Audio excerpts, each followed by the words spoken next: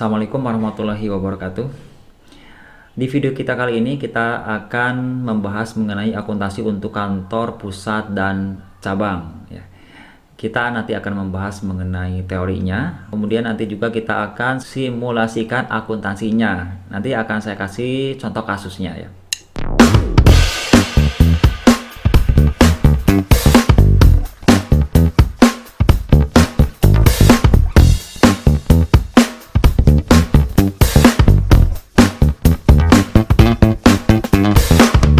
Tentunya ada alasan kenapa kantor pusat ingin membuka kantor cabang. Nah, ini sama saja dengan video yang sebelumnya telah saya upload, yaitu mengenai akuntansi untuk agen, di mana yang namanya kantor pusat tentu ingin mengembangkan sayapnya ya, atau juga mungkin karena ada beberapa alasan, misalkan kapasitas dari pemasaran di daerah tertentu itu terbatas sehingga kita harus melebarkan sayap dan harus membuka cabang.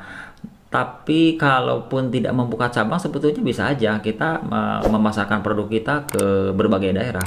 Tapi ada alasan kalau manajemennya itu tidak dibuatkan secara rapi ya, terutama dalam hal pelaporan keuangan, tentunya nanti akan menyulitkan bagi perusahaan pusat. Nah, oleh karena itu membuka kantor cabang ini salah satu strategi yang dikatakanlah strategi terbaik bagi manajemen pusat. Oke, lalu kenapa mesti seperti itu begitu ya? Karena memang tujuan perusahaan itu adalah menghasilkan keuntungan yang sebesar-besarnya. Nah, teman-teman, yang namanya keuntungan terbesar itu kita harus melewati dulu yang namanya penjualan ya. Dimana penjualan juga akan kita nilai besar atau tidaknya dari volume penjualannya gitu ya. Jadi tahapannya itu adalah kita buka kantor cabang, harapannya adalah volume penjualan menjadi lebih besar, dan dari situ pada akhirnya adalah memperoleh keuntungan yang sebesar-besarnya. Nah, dalam hal pelaporan antara kantor pusat dan kantor cabang, kita bisa lihat dari simulasi gambar seperti ini. Kita ibaratkan manajer dari kantor pusat, kemudian ini ada 3 manajer cabang. Nah, dalam hal pelaporannya bahwa manajer cabang akan melaporkan seluruh kegiatannya termasuk laporan keuangan ke manajer pusat. Dari situ maka manajer pusat hanya melihat laporan keuangan untuk kemudian dijadikan sebagai bahan konsolidasi ataupun penggabungan dari laporan keuangannya. Oke, sekarang kita akan bahas dulu perbedaan antara agen penjualan dengan kantor cabang. Jika agen penjualan itu adalah fungsinya hanya memperoleh pesanan, kemudian menjualkan barang yang dikirim dari kantor pusat ya oleh kita, kemudian ditampung sebentar, kemudian disalurkan lagi kepada konsumen kita ya. Tapi kalau di kantor cabang itu fungsinya berbeda ya. Jadi pengiriman barang ke pelanggan itu tentunya dilakukan langsung oleh cabang sendiri ya. Jadi pengelolaan persediaan di situ dilakukan oleh cabang. Makanya kalau cabang ingin menjual barang ya silakan aja dijual oleh cabang sebebas-bebasnya. Sementara kalau di agen nggak seperti itu ya. Kalau agen itu hanya membantu untuk memasarkan, tidak ada stok ya. Karena barang dikirim langsung dari pusat kemudian ke agen dan langsung disalurkan. Tapi kalau di cabang kan, kalau pun cabang itu dikirimi barang dari pusat, maka barang yang dikirim dari pusat kemudian simpan di cabang, oleh cabang di keep aja di gudangnya gitu. Mau dijual sekarang ataupun mau enggak, itu terserah cabang ya. Jadi ada perbedaan pengelolaannya terkait dengan barang seperti itu. Nah, agen tidak memiliki wewenang untuk menyetujui penjualan kredit, mencatat, menagih piutang, dan lain-lainnya. Sementara kalau cabang diberi wewenang. Nah, dalam hal ini terkait dengan pengelolaan dari operasional cabang, maka boleh cabang menentukan kebijakan apapun ya. Silakan dibebaskan untuk melakukan penjualan seperti apapun ya. Cuman memang kita harus memperhatikan juga karena cabang itu adalah bawahannya dari pusat. Jadi kalau ada hal-hal yang perlu didiskusikan dengan kantor pusat, ya maka kita harus didiskusikan, jangan langsung dieksekusi, apalagi terkait dengan hal-hal yang krusial, maka harus ada laporan ke kantor pusat ya. Tapi kalau untuk daily transaction itu memang silakan dibebaskan ke kantor cabang. Nah, berkaitan dengan pendanaan operasionalnya, kalau di agen ya, dana yang disalurkan oleh kantor pusat ke agen itu untuk modal kerja ya. Kalau modal kerja berarti terkait dengan kegiatan sehari-hari, kegiatan operasional inti, contohnya untuk penjualan ya. Kemudian juga pembebanan gaji, pembebanan listrik kantor dari kantor agen seperti itu ya. Tapi kalau di kantor cabang itu pendanaan operasionalnya itu berasal dari aktivitas dia sendiri begitu ya. Jadi tidak usah bergantung dengan dana yang diberikan oleh cabang. Misalkan kalau cabang ingin membuat strategi marketing yang unik, berbeda dengan pusat, maka silakan diperbolehkan. Dan itu membutuhkan biaya. Nah, biayanya itu dari mana? Ya, biayanya itu kita tidak usah meminta ke kantor pusat, cukup dia mengumpulkan sendiri. Dari mana? Nah, justru itu uniknya adalah kalau dia ingin membuat suatu strategi bisnis baru, mendirikan gedung, membeli kendaraan, membeli mesin-mesin, itu harus kerja sendiri gitu ya. Maka seperti entitas yang berdiri sendiri jadinya. Makanya ya silakan aja penjualan sebesar-besarnya supaya laba besar. Nah, kalau laba besar maka dia bisa untuk mendirikan gedung, membeli kendaraan, membeli peralatan, kemudian juga membuat strategi pemasaran yang memang membutuhkan biaya, itu boleh-boleh saja kalau dari cabang. Ya. Kemudian yang terakhir, di agen penjualan itu hanya mencatat kas masuk dan kas keluar, sisanya oleh kantor pusat ya. Artinya yang dilakukan oleh agen itu hanya pencatatan buku kas aja ya. Kalau ada uang masuk dari pusat, maka dicatat di uang masuk gitu ya. Kemudian kalau ada pengeluaran, baik itu pengeluaran untuk biaya-biaya ataupun pengeluaran untuk yang lainnya, maka dicatat di buku pengeluaran kas. Kalau di cabang, maka dia mempunyai sistem akuntansi tersendiri. Jadi nanti akan ada laporan keuangan berupa laporan posisi keuangan, kemudian juga laporan laba rugi, kemudian laporan perubahan ekuitas, kemudian cash flow dan CILK juga itu bisa dibuat sendiri. Tapi kalau di agen nggak ada. Agen itu hanya bukti kas keluar masuk aja. Oke. Nah, sementara kalau yang akan kita bahas hari ini yaitu adalah cabang ya. Nah, bagaimana sekarang berbicara mengenai pencatatan ataupun akuntansi di kantor cabang? Nah, di sini ada dua sistem yang bisa digunakan ya. Ada yang sifatnya sentralisasi atau juga yang desentralisasi. Nah, sekarang kita lihat bagaimana yang sentralisasi. Kalau sentralisasi ini teman-teman semuanya ya, kita harus lebih paham lagi untuk perbedaannya. Sentralisasi itu pembukuannya diselenggarakan sepenuhnya oleh kantor pusat. Kantor cabang itu hanya mengumpulkan dokumen-dokumen yang dasar aja atau dokumen inti dari transaksi ya. Dokumen tersebut dikirimkan ke kantor pusat untuk dijurnal. Nah, kalau kita lihat dari penjelasan ini, saya kira kita bisa menyimpulkan bahwa ternyata untuk sentralisasi pelaporan keuangan di kantor cabang itu tidak berbeda dengan agen ya.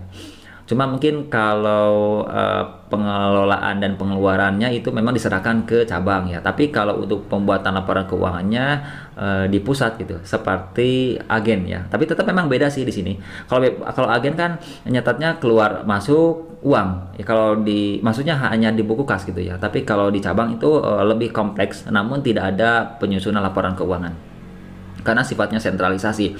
Sehingga kita bisa lihat di sini kalau kita deskripsikan dengan gambar, seluruh bukti transaksi seperti faktur, kemudian memo, itu kalau memang ada memo ya, kemudian voucher pengeluaran kas, kemudian bukti pendukung lainnya. Artinya seluruh bukti-bukti penerimaan dan pengeluaran terkait dengan operasional dari cabang itu diserahkan sepenuhnya ke kantor pusat. Maka disinilah di kantor pusat laporan keuangan itu dibuat. Kemudian kalau desentralisasi, ini teman-teman kita bisa lihat juga di gambarnya. Kalau sentralisasi itu kan pusatnya satu, ini cabangnya banyak. Kemudian semuanya garisnya menuju ke pusat langsung ya. Tapi kalau desentralisasi di sini ini hubungannya itu sesama kayak gini ya. Sesama itu ada hubungan. Kemudian kalaupun ada cabangnya ataupun ada anaknya ya seperti inilah. Tapi ini bukan gambaran yang menyederhanakan sistem desentralisasi di kantor cabang ya. Intinya kalau desentralisasi itu cabang itu menyelenggarakan pembukuan secara lengkap atas seluruh transaksi yang terjadi di cabang, seperti perusahaan yang berdiri sendiri, kecuali jika cabang tidak memiliki rekening modal sendiri. Oke, jadi gini ya, kalau desentralisasi itu seluruh transaksi yang terjadi di kantor cabang maka dikumpulkan oleh kantor cabang, kemudian dibuatkanlah laporan keuangannya oleh cabang. Nah, lalu bagaimana ketika ada transfer dana dari kantor pusat ke kantor cabang? Nah, maka ada yang namanya akun timbal balik. Itu kekhususannya, ada akun timbal balik. Nah, apa sih akun timbal balik ini? Nanti akan kita bahas dan akan kita juga jelaskan pada kasusnya ya. Nah, sekarang kita lihat dulu perbedaan di antara sistem desentralisasi dengan sistem sentralisasi. Kalau di sistem sentralisasi, cabang itu, ya sekali lagi ya, cabang cukup menyelenggarakan buku kas untuk menerima modal kerja dan mengeluarkan kas untuk biaya seperti pada akuntansi agen. Oke. Kemudian kantor pusat mencatat kegiatan cabang dengan metodenya terpisah ataupun tak terpisah. Masih ingat nggak metode terpisah dan tidak terpisah? Kalau metode terpisah artinya laporan keuangannya dipisahkan dari laporan keuangan kantor pusat. Berarti nanti akan ada dua laporan keuangan. Laporan keuangan pusat dan laporan keuangan cabang yang dibuat oleh pusat. Begitu ya. Tapi kalau metodenya itu tak terpisah, maka laporan keuangan pusat dengan laporan keuangan cabang itu disatukan. Gitu ya. Yang terbaik itu kita tidak bisa mengatakan mana yang terbaik ya, tapi harus dilihat dari situasi dan kondisi perusahaan tersebut ya. Nah, sekarang kita lihat ke sistem desentralisasi ya. Nah, cabang menyelenggarakan pencatatan lengkap seperti unit usaha kecuali akun modal ya, karena memang di cabang akun modalnya itu nggak ada ya. Yang ada itu seperti akun timbal balik tadi gitu ya. Nanti kita akan lihat di contoh kasusnya. Kemudian transaksi cabang dengan pihak luar dicatat di buku cabang. Oke, kalaupun ada penjualan yang dilakukan oleh cabang ke pihak luar dan sebaliknya pembelian yang dilakukan oleh cabang dari pihak luar, maka cukup cabang yang mencatatnya. Jadi tidak diikut sertakan pencatatan ke kantor pusat. Jadi kantor pusat itu hanya diam aja. Nanti menunggu laporan keuangan beres gitu.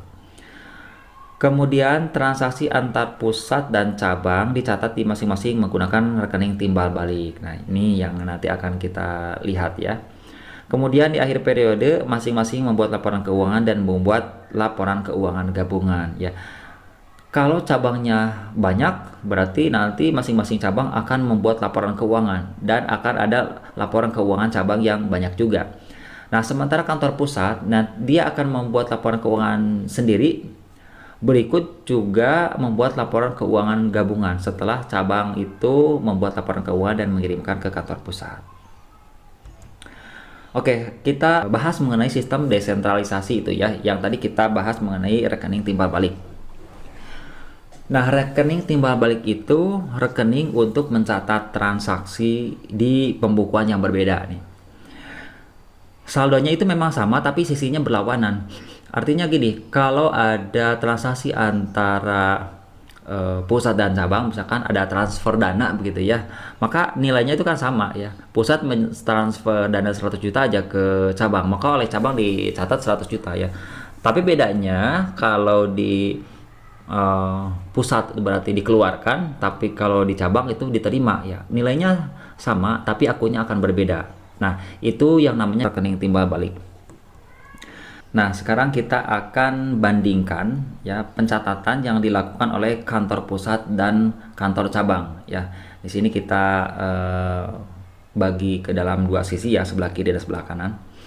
Nah, di buku besar kantor pusat nih teman-teman, saldo rekening menunjukkan jumlah investasi yang dilakukan oleh pusat di cabang ya. Gitu ya. Jadi di buku besar kantor pusat itu bicara rekening timbal balik ya, itu menunjukkan saldo investasi ya, investasi yang disimpan di cabang ya.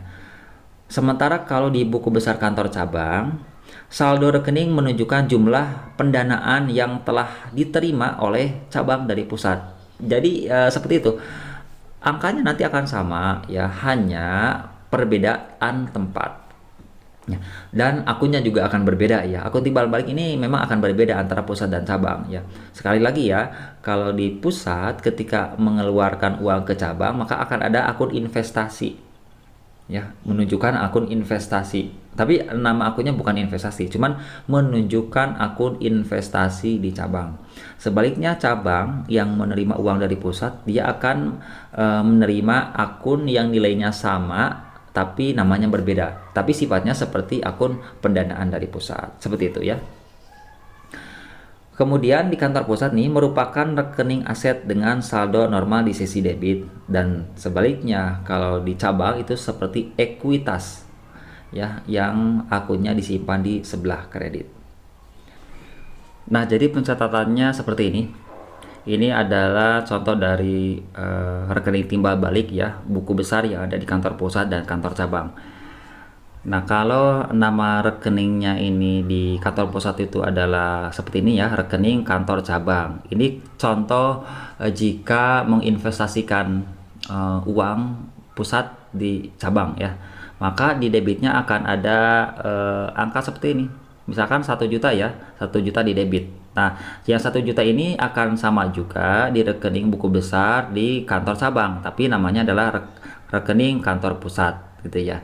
Jadi kalau di pusat namanya adalah rekening kantor cabang, kalau di cabang namanya adalah rekening kantor pusat dengan sisi yang berbeda ya. Karena di kantor pusat yang 1 juta ini sebagai aset ya, sementara kalau di kantor pusat yang 1 juta ini sebagai ekuitas ataupun pendanaan.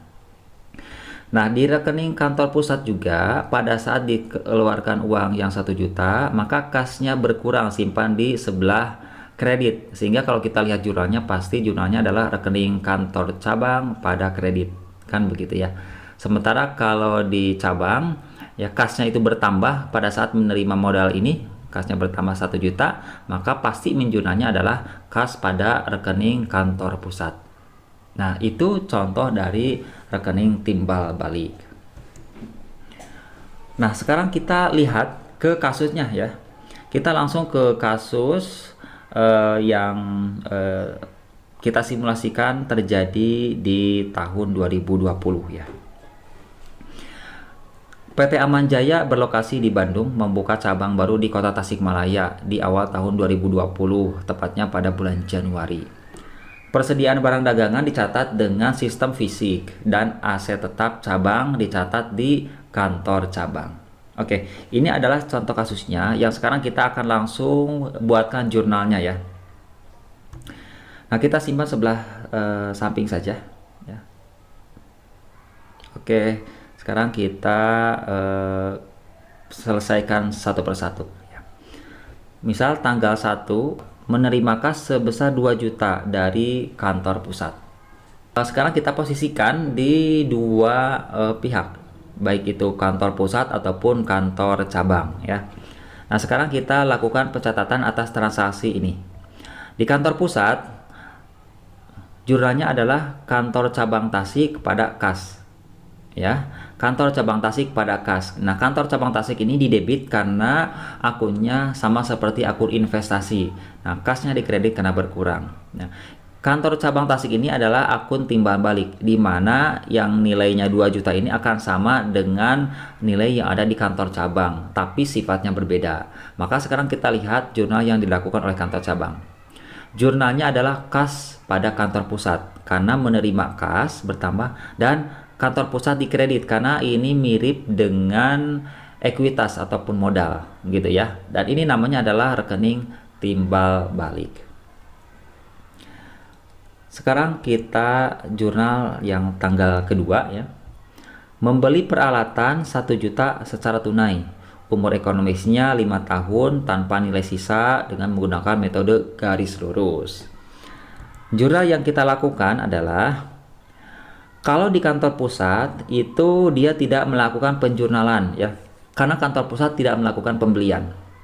Sementara kantor cabang yang melakukan pembelian langsung menjurnal. Jurnalnya adalah peralatan pada kas sebesar 1 juta rupiah ya, karena ini dilakukan secara tunai. Selanjutnya tanggal 3, menerima barang dagangan dari kantor pusat dengan biaya perolehannya 1.600.000. Nah, ini berarti ada transfer barang dari pusat ke cabang. Begitu ya. Nah, berarti akan ada jurnal baik itu di kantor pusat maupun di kantor cabang. Nah, sekarang kita jurnal kantor pusat pada saat mengirimkan barang ke cabang. Jurnalnya adalah kantor cabang Tasik pada pengiriman barang ke cabang Tasik, yaitu sebesar Rp1.600.000. Nah, teman-teman, lagi-lagi terjadi rekening timbal balik karena di sini ada transfer dari pusat ke cabang. Kalau yang tadi yang tanggal 1 ya, rekening timbal balik ini berupa uang kas yang disetorkan ke cabangnya. Sementara kalau yang tanggal 3 ini yang disetorkannya itu adalah berupa persediaan barang dagangan. Ya. Jadi berbeda nama akunnya. Sementara kalau untuk akun timbal baliknya adalah sama ya.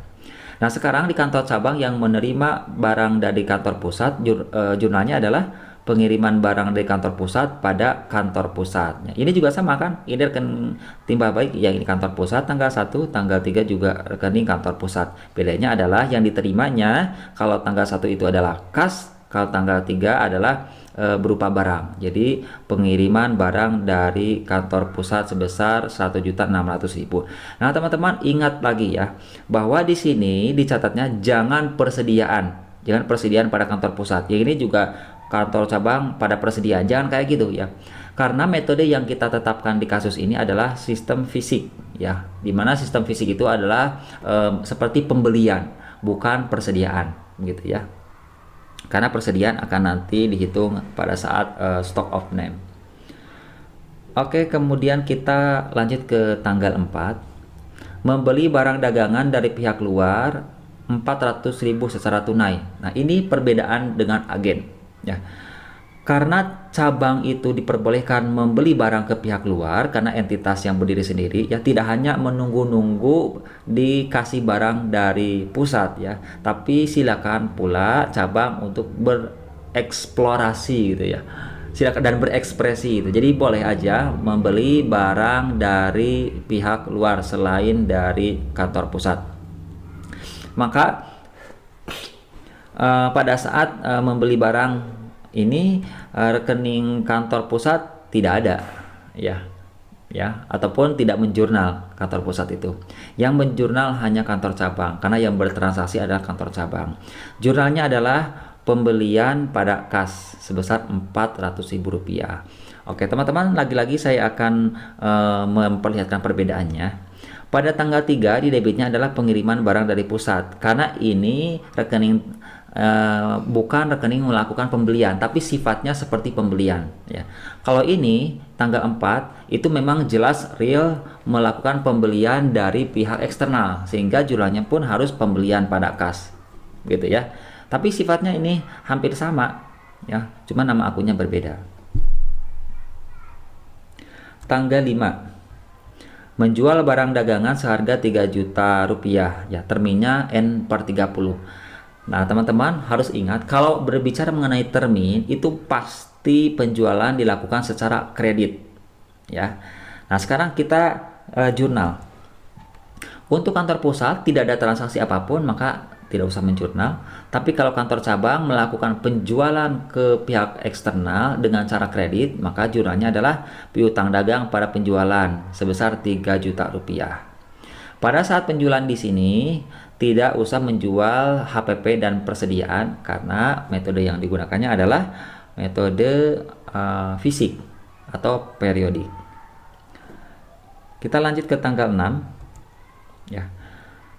Mengembalikan barang dagangan dengan biaya perolehan 100.000 ke pusat. Oke.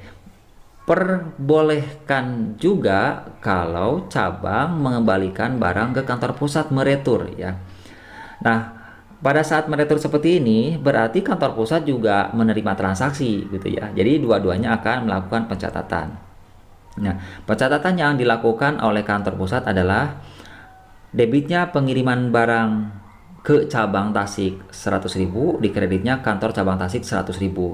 Nah, teman-teman, kenapa di debitnya pengiriman barang ke kantor cabang Tasik? Karena rekening ini sama dengan rekening pada saat pengiriman barang dari pusat ke Tasik, seperti ini. Ini dikredit, pengiriman barang ke cabang Tasik dikredit, tapi sebesar 100.000-nya itu diretur lagi sehingga diterima lagi. Makanya pengiriman barang ke cabang Tasik ini akunnya simpan di debit. Nah, sementara kalau akun kantor cabang Tasik di debit, sekarang kita pindahkan ke kredit. Seperti itu. Jadi dibalik menjurnalnya. Kemudian pada saat mengirimkan barang tersebut, kantor cabang menjurnalnya sama seperti di kantor pusat, dibalikan lagi pada tanggal 5 pada tanggal 3 ini ya. Pengiriman barang dari pusat ini simpan di kredit. Kemudian di debitnya adalah kantor pusat. Ini dibalikan gitu sebesar 100.000 rupiah. Oke, selanjutnya menerima pelunasan piutang sebesar 2 juta rupiah. Oke. Kenapa menerima piutang? Ya karena kita pernah menjual barang dagangan secara kredit gitu ya. Sekarang kita terima. Nah, kantor pusat tidak melakukan pencatatan karena bukan transaksinya. Sementara kalau cabang itu menjurnal ya. Debitnya kas, kreditnya piutang dagang sebesar 2 juta rupiah. Barangkali piutang dagang ini adalah piutang yang hasil penjualan tanggal 5 gitu ya, yang dilakukan secara kredit. Kemudian pada tanggal 8 membayar beban-beban, yaitu beban gaji 600.000, beban sewa 100.000, beban asuransi 300.000 ya. Tapi ini teman-teman ada keterangan nih. Khusus untuk beban asuransi yang 300.000 ini, bahwa sebesar 175.000-nya itu adalah beban kantor pusat, begitu ya. Berarti yang menjadi beban kantor cabang itu adalah sebesar 125.000 rupiah. Kemudian ada juga beban lain-lain yang dikeluarkan yaitu sebesar 200.000 rupiah. Sekarang kita jurnal ya. Nah, jurnal yang pertama dilakukan adalah jurnal oleh kantor cabang karena kantor cabang yang mengeluarkan uangnya. Beban gaji di debit 600.000, beban sewa 100.000, beban asuransi 300.000, beban lain-lainnya 200.000, maka kas di kreditnya adalah 1.200.000 rupiah. Tapi tadi ada keterangan bahwa asuransi yang 300.000 ini 175.000-nya itu adalah dibebankan ke kantor pusat. Maka kantor pusat juga melakukan penjurnalan. Beban asuransi 175.000 rupiah di kreditnya bukan kas karena tidak dikeluarkan oleh kantor pusat tapi dikeluarkan oleh kantor cabang, sehingga di debitnya adalah kantor cabang Tasik 175.000 rupiah. Berarti akan mengurangi investasi yang dilakukan oleh yang dilakukan oleh pusat di cabang, begitu ya. Sementara jurnal yang dilakukan oleh kantor cabang adalah dengan mengeluarkan beban yang telah tadi kita bebankan, beban asuransi ini yang 300.000 ini kita kurangi 175.000, maka jurnalnya adalah kantor pusat pada beban asuransi sebesar Rp175.000. Dalam hal ini berarti beban asuransi yang di kantor cabang itu berubah, yang tadinya Rp300.000 menjadi Rp125.000. Oke, next lagi tanggal 9 ya. Tanggal 9 itu mengirim kas 500.000 ke kantor pusat. Nah, berarti boleh kantor pusat itu mengirimkan uang ke kantor cabang. Ya kalau memang di pusat udah berhasil usahanya ya, maaf, kalau di cabang usahanya sudah berhasil, kemudian pusat meminta uang, ya silakan aja dikasih gitu. Tapi syaratnya harus dicatat karena bagian dari entitas terpisah gitu ya, gitu. Maka jurnalnya adalah oleh kantor pusat yang menerima uang kas pada kantor cabang Tasik Rp500.000. Sementara kalau kantor cabang, kantor pusat pada kas Rp500.000. Jurnalnya seperti itu ya. Oke, pada tanggal 31 sekarang. Pada akhir bulan nih, gaji yang belum dibayar itu adalah Rp100.000. Barang yang tersisanya adalah Rp100.000 yang dibeli dari pihak luar dan Rp500.000 yang diterima dari kantor pusat. Nah, teman-teman, sebelum kita membuat penjurnalan, kita harus menganalisis dulu kondisi dari transaksi ini. Oke, lihat bahwa ternyata ada gaji yang belum dibayar Rp100.000. Berarti bagi perusahaan cabang itu merupakan hutang ya.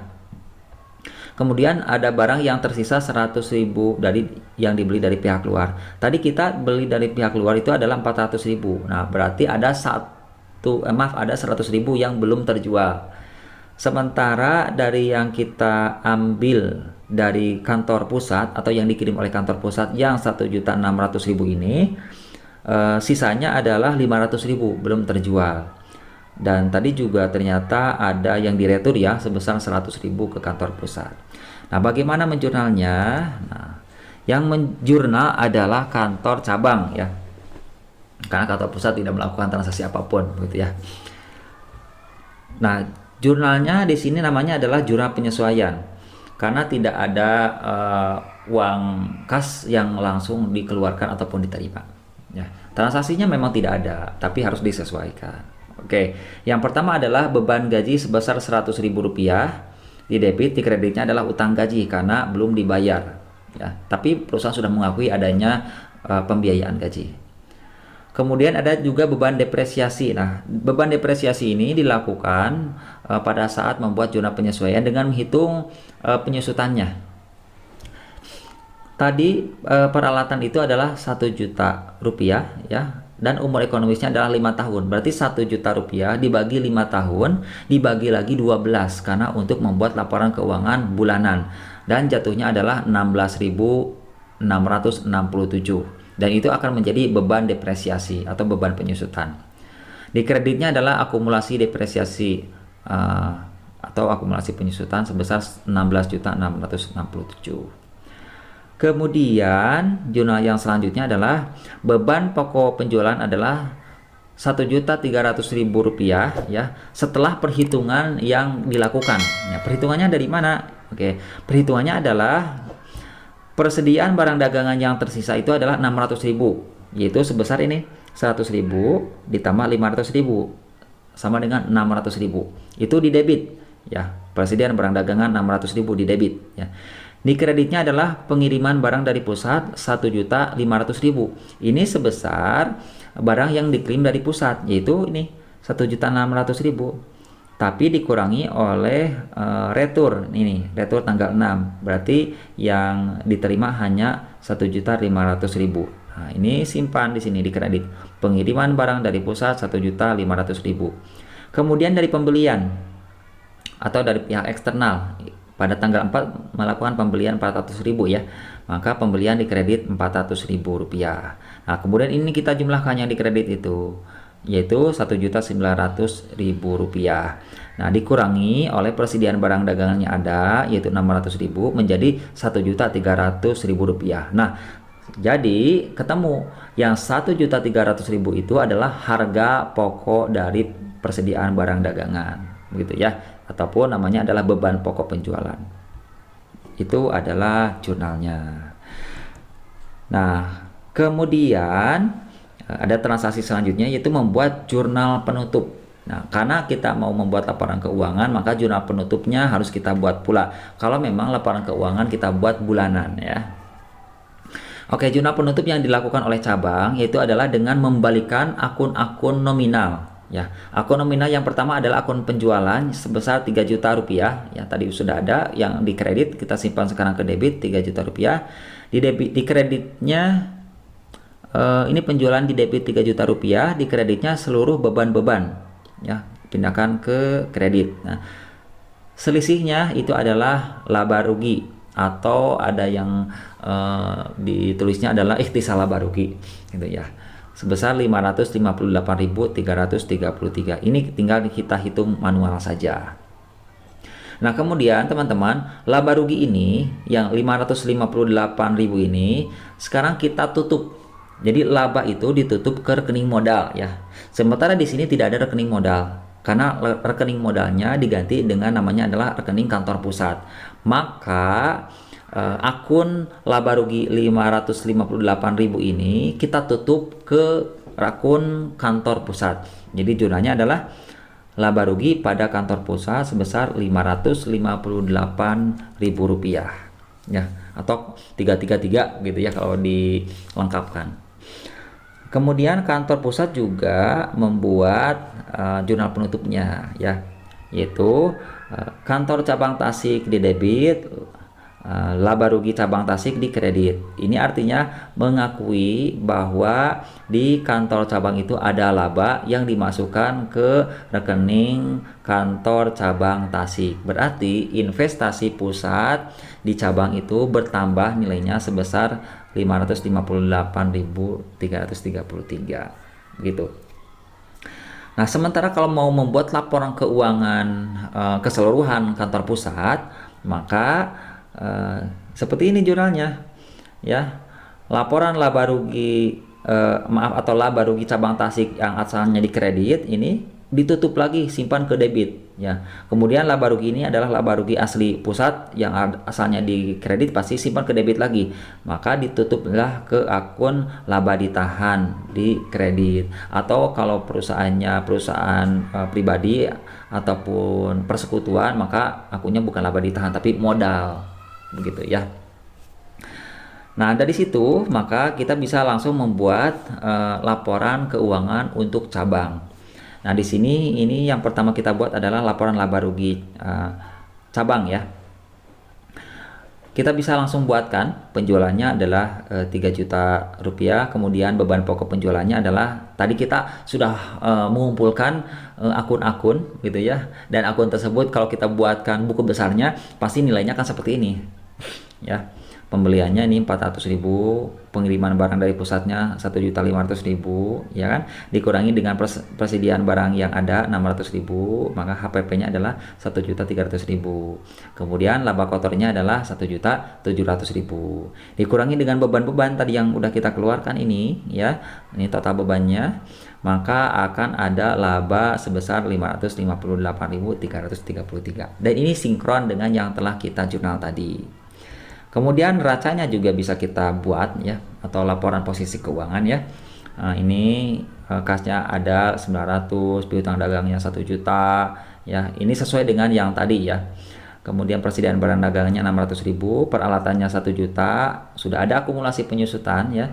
Jadi nilainya menjadi 983.333. Nah, total asetnya adalah 3.483.333. Begitu juga total kewajiban dan ekuitas 3.483.333. Itu akan sama. Oke, dan kalian memang yang masih penasaran, silakan ulangi lagi video ini, kemudian catat seluruh jurnal-jurnal yang tadi telah kita buatkan, kemudian masukkan lagi angkanya ke sini supaya lebih yakin, maka pasti akan seperti ini angkanya, gitu ya.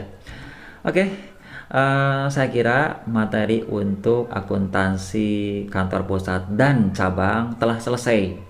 Silakan diulang-ulang lagi videonya supaya kita lebih paham dan lebih menguasai lagi, dan mudah-mudahan ini bisa diaplikasikan di kehidupan kita sehari-hari. Terima kasih. Assalamualaikum warahmatullahi wabarakatuh.